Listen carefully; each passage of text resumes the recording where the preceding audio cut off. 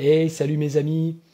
Eh bien, écoutez, j'ai envie de partager avec vous quelque chose. Vous sentez-vous, vous aussi, parfois limité par un sentiment qui est là, qui a tendance à vous empêcher d'agir selon vos aspirations ou selon ce qui pourrait être bon pour vous et de vous empêcher éventuellement de réaliser quelque chose d'important. Alors, c'est quelque chose que moi, évidemment, il m'arrive de ressentir et qui m'a beaucoup bloqué dans ma vie, puisque j'avais des sentiments comme ça parfois, des émotions, des ressentis qui m'empêchaient de faire ce que je voulais faire, ce que j'avais envie de faire.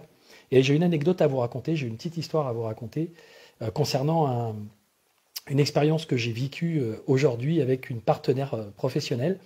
En fait, on a créé il y a 2 ans en arrière une session de formation en ligne sur cet atelier qui s'appelait Transcender la matrice. Et donc l'idée de cette formation que j'ai faite en ligne, en live, c'est de pouvoir la remettre à disposition des gens, parce qu'en fin de compte, c'est un travail de réalisation de soi, un travail du courage qui amène au courage d'être soi, qui permet vraiment, étape après étape, en passant par la pleine conscience, en passant par le pardon, en passant par le travail de deuil, en passant par le travail de gestion, justement, de libération émotionnelle, en passant par la vision, en passant par la reconnexion à soi, en passant par la vision de ce qu'on a envie d'incarner, par le travail sur les valeurs, tout un processus qui permet justement de pouvoir retrouver, ressentir cette puissance intérieure et ce courage d'être soi pour pouvoir transcender, on va dire, les limitations dans lesquelles on se trouve. Alors la matrice étant cette influence de l'environnement, cette influence psychosociale, on va dire ça comme ça, qui a tendance à nous maintenir dans un carcan, à nous limiter un petit peu. Et justement, c'est le travail qu'on a fait tout à l'heure. On a, avec ma partenaire Audrey, qui s'appelle Audrey, on a fait une vidéo pour faire une démonstration de libération émotionnelle grâce à l'EFT. Et la problématique sur laquelle elle a eu envie de travailler, c'est une problématique de culpabilité. Et en fait, ce qui est intéressant, c'est que finalement, ce sentiment de culpabilité, c'est un sentiment de culpabilité à l'égard du fait de s'autoriser à faire ce qu'elle veut faire, c'est-à-dire à satisfaire ses propres besoins, à se donner parfois des priorités ou se mettre en priorité par rapport aux besoins des autres.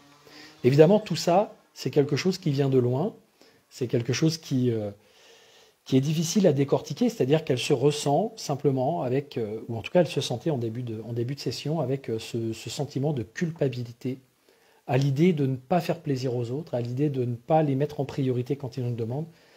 Et donc elle avait tendance à s'auto-priver, à s'auto-frustrer pour faire plaisir aux autres et satisfaire quand même malgré tout un certain système de valeurs pour elle. Mais ça l'empêche d'une certaine façon de se réaliser comme elle aimerait se réaliser. Et ce qu'il faut savoir, et ce qui est important de connaître, de comprendre, c'est que un chemin de réalisation de soi, chemin de réalisation, ça se fait pas en un claquement de doigts, et c'est quelque chose qui peut amener à de l'isolement. En tout cas, au fait, à un moment donné, de s'extraire un petit peu ou de se couper un petit peu de l'environnement qui a tendance à nous faire réagir d'une certaine façon, à activer des leviers émotionnels, à appuyer sur des blessures. Et donc, pour arriver à vraiment se recentrer, vraiment se reconnecter à soi, vraiment sentir émerger ce potentiel, puisque la réalisation de soi, c'est la réalisation d'un potentiel qui est là, qui est vous, hein, vous profondément, on va dire en deçà, derrière ce que vous pensez être ou ce que vous croyez qu'il faut que vous soyez pour plaire au monde, au-delà de votre personnalité, donc à l'intérieur de vous, il y a un gros potentiel. Le potentiel, c'est cette dynamique, ce soi justement intérieur, qui a besoin d'espace, qui a besoin de pouvoir grandir à l'intérieur de vous, qui a besoin de pouvoir évoluer. Et parfois, c'est un petit peu compliqué parce que la personnalité, l'ego s'en mêlent et bloquent un petit peu tout ça. Et tout ça, c'est évidemment relié à des sentiments ou à des émotions qui sont bloquantes. Donc, on a fait un travail sur cette limitation émotionnelle, sur ce sentiment. Alors, je fais la différence entre sentiment et émotion. Une émotion, c'est quelque chose qui vous parcourt très rapidement. C'est physiologique. Vous ressentez, je sais pas, de la colère, vous ressentez de la tristesse, vous ressentez du dégoût, vous ressentez du rejet, vous ressentez... voilà. C'est quelque chose qui arrive, qui vous anime tout de suite, ça se voit tout de suite sur votre physique. C'est voilà, il y a une réaction, normalement, il y a une réaction physique qui va avec. Sauf que parfois, ces émotions, quand elles montent dans certaines situations, on va essayer de ne pas les laisser s'exprimer. Donc on va les bloquer. Pourquoi? Parce que peut-être que dans une certaine situation, j'ai envie d'exprimer, j'ai envie de laisser la colère émerger. Enfin, j'ai pas envie, mais la colère émerge en moi pour défendre un principe, pour défendre une règle, pour me laisser faire ce que j'ai envie de faire. Et je me dis, mon mental vient et me dit, non, tu peux pas réagir de cette façon-là. Tu peux pas te mettre en colère comme ça parce que il va y avoir des conséquences négatives. Potentiellement, il peut se passer ci, potentiellement, il peut se passer ça, etc., etc. Et donc, vous allez bloquer. Et ce sentiment, ce ressenti, vous allez mettre du mental par-dessus, vous allez le mentaliser, de façon à ne pas le laisser vivre, à ne pas le laisser exister. Donc il va s'imprimer à l'intérieur de vous, il ne va pas s'exprimer librement. Donc vous l'emprisonnez. Donc vous êtes aux prises, vous êtes prisonnier, c'est-à-dire c'est comme si on niait quelque chose à l'intérieur de soi et qu'on l'enfermait dans une sorte de prison à l'intérieur de soi. On nie ce désir, par exemple, d'exprimer sa colère. On nie ce désir ou ce besoin, plus un besoin qu'un désir, ce besoin d'exprimer sa tristesse. On nie ce besoin d'exprimer son mécontentement, sa frustration, son dégoût, son rejet. Bref, notre tête nous raconte que c'est pas une bonne chose. Alors du coup, ça devient quelque chose qui se met en place à l'intérieur de nous avec toute une dynamique. C'est-à-dire que entre les premiers moments de ma vie où il s'est passé certains événements, où j'ai bloqué à l'intérieur de moi certains mouvements, on pourrait dire certaines sensations, certains mouvements émotionnels, pour essayer de m'adapter à l'environnement extérieur, derrière, une chose en entraînant une autre, il a fallu composer. C'est une espèce de structure complexe qui s'est mise en place. C'est-à-dire il a fallu composer. Par exemple, je ne sais pas, imaginons maman me dit elle ne veut pas que je fasse quelque chose. Donc elle me dit je t'interdis, ou en tout cas je ne veux pas que tu fasses telle chose. Moi, cette chose-là, j'ai envie de la faire. Donc quand elle me dit je ne veux pas que tu la fasses, ça me frustre. Donc ça me contrarie, ça contrarie mon élan naturel de faire quelque chose. Alors du coup, cette frustration, en fait, elle va monter et j'ai deux solutions. Soit j'écoute maman, mais il va falloir que je fasse avec ma frustration. Soit ça va faire monter de la colère parce que maman, là, elle est en train de s'opposer à la satisfaction d'un besoin ou d'une envie. Donc, du coup, je vais avoir de la colère. Mais derrière, je vais me dire, c'est pas bien d'avoir de la colère envers maman parce que si j'ai de la colère, si j'exprime ma colère, ça va peut-être l'attrister ou ça va peut-être empirer les choses. C'est-à-dire qu'elle va encore plus, elle aussi, me punir parce que je me suis mis en colère. Donc, il va y avoir une première sensation, et puis derrière une autre émotion, et puis derrière je vais me raconter un truc à l'égard de cette émotion, alors je vais bloquer ma colère, alors une fois que je vais avoir bloqué ma colère, du coup, je vais me sentir impuissant de pouvoir réagir, alors je vais sentir de la tristesse, mais cette tristesse, je n'ai pas envie de la ressentir non plus, parce qu'elle n'est pas agréable, donc je vais me raconter l'histoire une histoire par-dessus ça, etc., etc., etc. Tac, tac, tac, tac. Et en fait, on ne se rend pas compte que, d'une certaine façon, à l'intérieur de nous, il y a plein de choses qui viennent se composer, on va dire, un sentiment complexe qui, à la fin, au bout d'un certain temps, avec les années, s'installe comme étant quelque chose, on pourrait dire, où on ne voit plus que la surface de l'iceberg. C'est-à-dire, je ressens de la culpabilité dans tel type de situation, ou je ressens du rejet dans tel type de situation, ou je me sens abandonné, ou je ressens de la trahison, ou je ressens comment on pourrait dire, le fait d'en vouloir aux gens, je ressens, bref, peu importe. Donc tout ça, ce sont des choses que je ressens et qui filtrent, d'une certaine façon, qui m'empêchent de voir les choses sous un autre angle, parce que je suis pris au piège de ce sentiment qui colore cet état interne, cet état intérieur que je ressens, va me faire sélectionner les informations d'une certaine façon, va me faire distordre la réalité d'une certaine façon pour que ça corresponde ou ce soit en accord avec des choses que je crois sur moi ou sur les autres.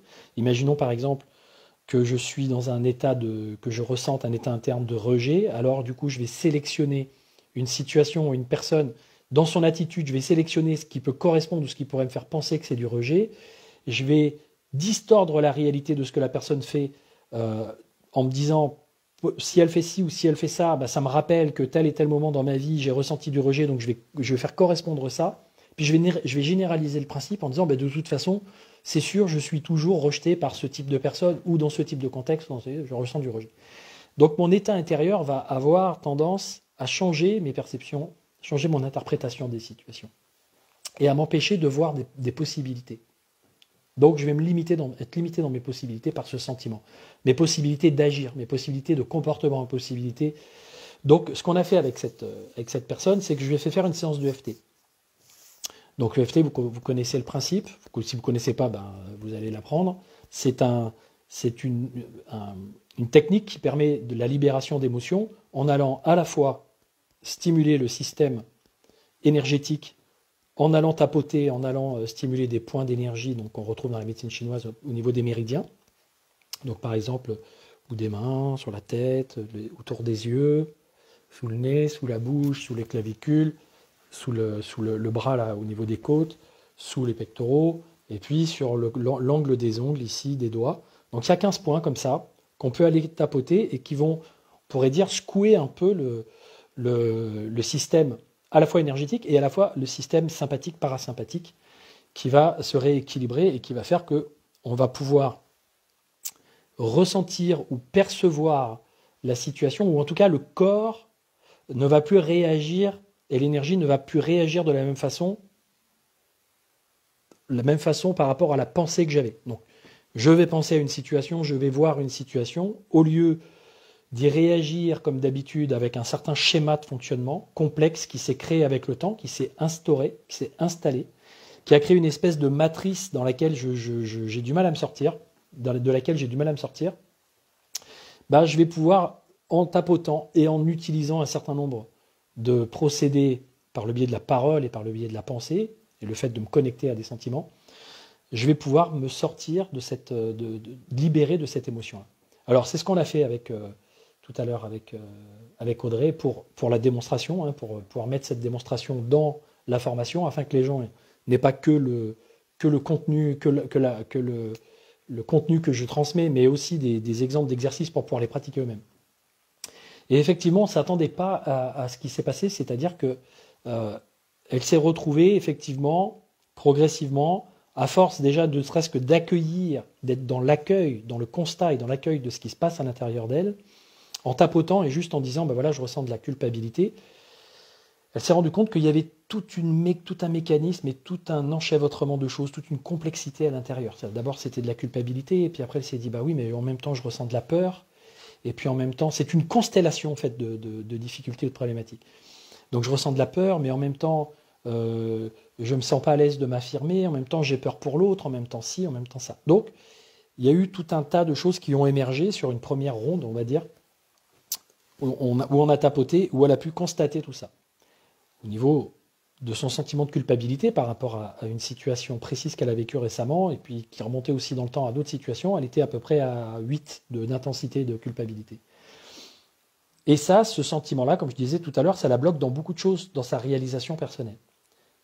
Donc on fait cette première ronde, elle descend à 6. Donc elle est déjà, commence à y avoir juste le fait d'observer, juste de mettre en conscience, de laisser émerger, plutôt que de nier le problème, plutôt que de le rejeter. Parce que c'est ce qui peut se passer aussi parfois quand on ressent, quand elle sent de la culpabilité, la première chose qui lui vient, c'est un jugement sur elle-même ou sur la situation.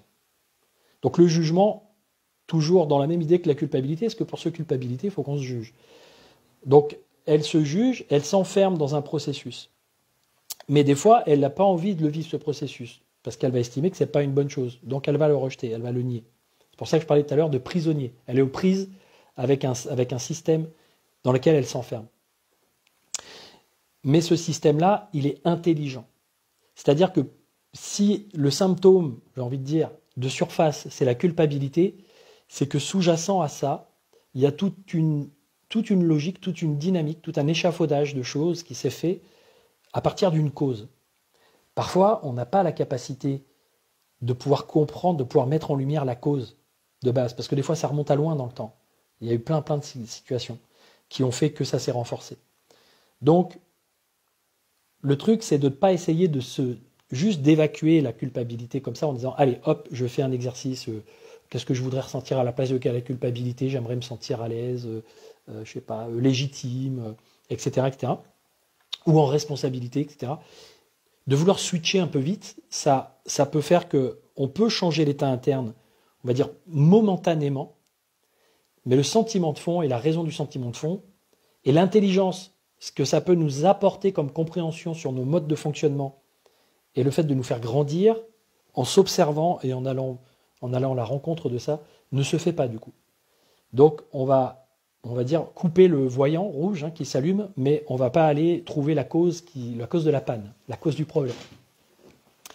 Donc avec cette technique de FT, ce qui est intéressant, c'est que petit à petit, avec la deuxième ronde, quand on commence à faire une ronde dans laquelle on dit même si je ressens telle chose, même si je suis dans telle situation, je m'aime et je m'accepte tel que je suis, dans l'idée de dire tel que je suis maintenant, dans l'idée de dire je peux m'aimer malgré le fait qu'en moi il y ait des sensations, des sentiments, des réactions qui ne sont pas OK, qui ne sont pas positives, qui ne me paraissent pas en tout cas favorables, qui ne me paraissent pas plaisantes, qui peuvent être jugées aussi par l'environnement extérieur. Qu'est-ce qu'on va penser de moi si je suis comme ci, si je suis comme ça. Donc l'idée c'est je m'aime quand même. Je m'apporte de l'autocompassion. Je m'aime pas parce que je ressens, parce que peux me dissocier de ce que je ressens, je m'aime parce que je suis.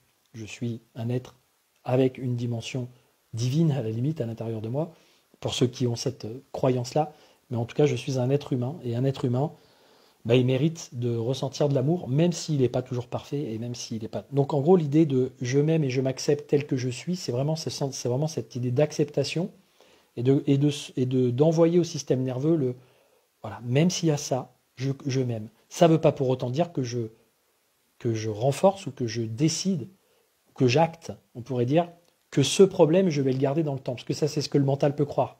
Ah, mais si je dis que je m'aime avec ma culpabilité, alors dans ce cas-là, je vais me sentir coupable en permanence. Non, c'est pas ça qui va se passer. Mais en tout cas, l'idée, c'est cette phrase-là. Et donc, quand elle a fait cette deuxième ronde, il y a encore des tas de compréhensions, des tas de choses. Ça lui a fait remonter des souvenirs d'enfance.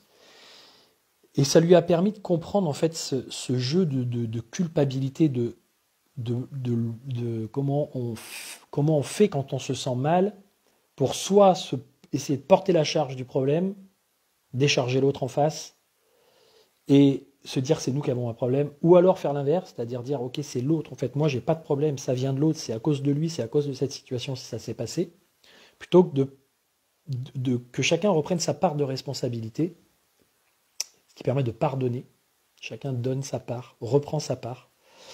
Et donc,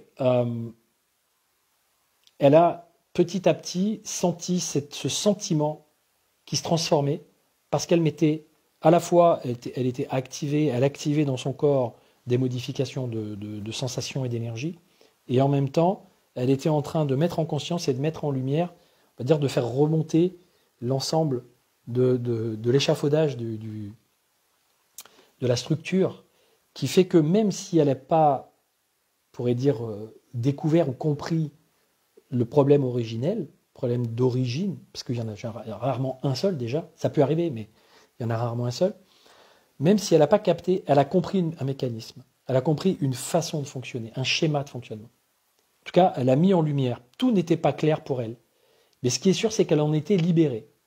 C'est-à-dire qu'elle s'est sentie, elle a senti un apaisement, elle a senti une compréhension, voilà, une compréhension, une joie. C'est-à-dire, il y a eu de la tristesse, il y a eu de la joie, c'était une tristesse joyeuse, parce qu'en fait, elle a eu l'impression, comme elle m'a dit, j'ai eu l'impression de récupérer une part de moi. C'est comme ce que certaines personnes appellent du recouvrement d'âme.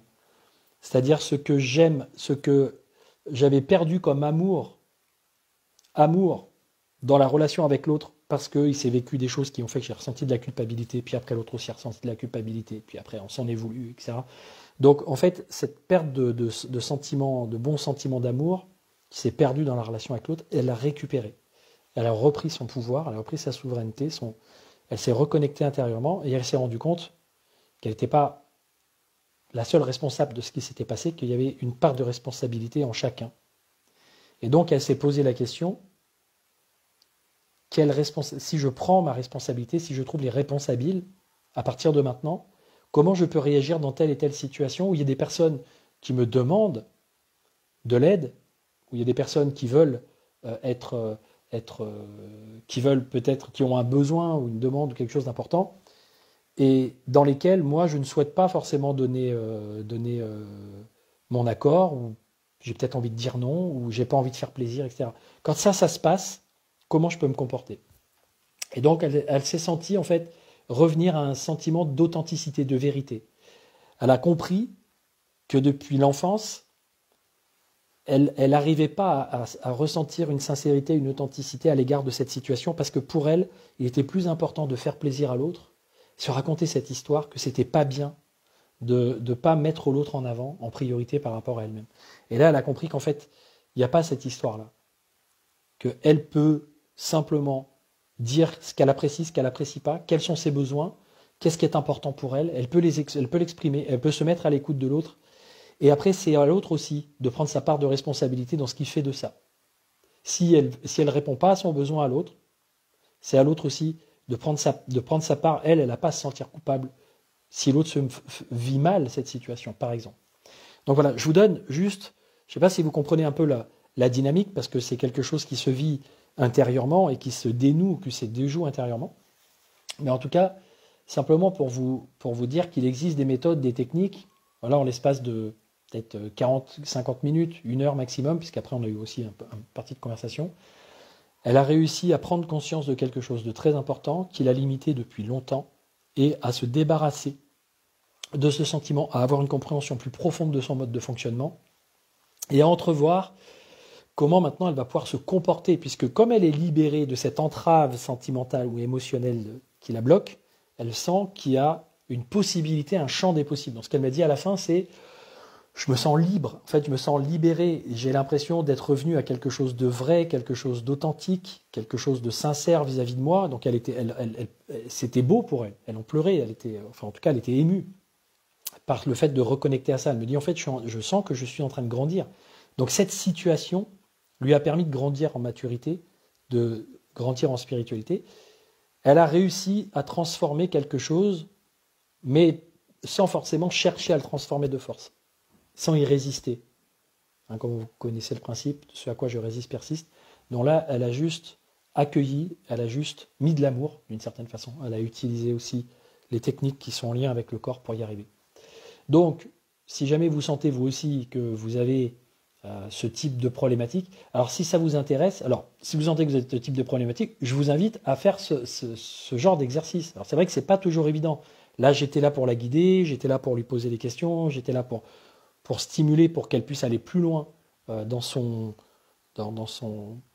compréhension intérieure, dans la mise à jour de ce qui se passe, et pour l'aider à le faire. Parfois, on y arrive tout seul. Moi, j'y arrive tout seul. Il y a des personnes qui ont appris l'EFT ou qui utilisent des techniques qui arrivent à le faire par elles-mêmes. Si ce n'est pas le cas, vous pouvez évidemment me contacter ou faire appel à quelqu'un pour pouvoir vous accompagner dans ce travail-là. Mais sinon, il y a quelque chose qu'on va vous proposer jeudi prochain. On va faire un webinaire, donc vous pouvez mettre en commentaire si jamais ça vous intéresse. On va faire un webinaire pour présenter cette méthode. Donc la formation va s'appeler « Le courage d'être soi ». Donc transcender les limitations de la matrice pour se réaliser pleinement. Ça va être un peu ça l'idée. Transcender les limitations de la matrice psychosociale dans laquelle vous êtes pour vous permettre de vous réaliser plus pleinement. Et il y a il y a 7 webinaires de 2h30 avec plein d'exercices, plein de techniques, plein d'outils. On travaille sur l'ombre, on travaille sur la désidentification, on travaille sur la pleine conscience, on travaille sur la présence, la pleine présence, la pleine conscience. On travaille sur l'EFT, sur la méthode Tipeee, sur la vision inspirée et inspirante, sur la reconnexion à soi, la non-dualité intérieure, comment transformer, comment se collapser les opposés, comment se projeter dans un avenir effectivement dans lequel on a envie d'incarner quelque chose, qu'on choisit d'incarner en fonction d'un système de valeurs. Donc on travaille sur le système de valeurs profond.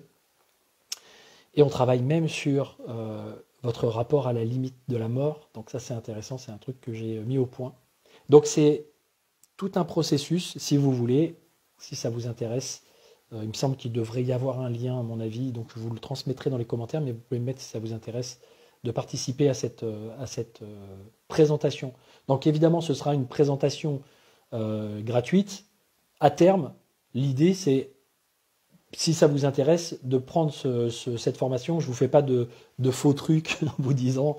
Non, non, cette présentation permettra d'avoir une conversation avec Audrey qui, elle, a beaucoup, beaucoup, beaucoup travaillé sur cette formation, la présenter avec moi au départ, et ensuite la pratiquer, la revue, etc., etc. Et en fait, a senti vraiment quelque chose qui se transformait. Donc, elle va aussi parler d'elle et de son expérience de cette formation.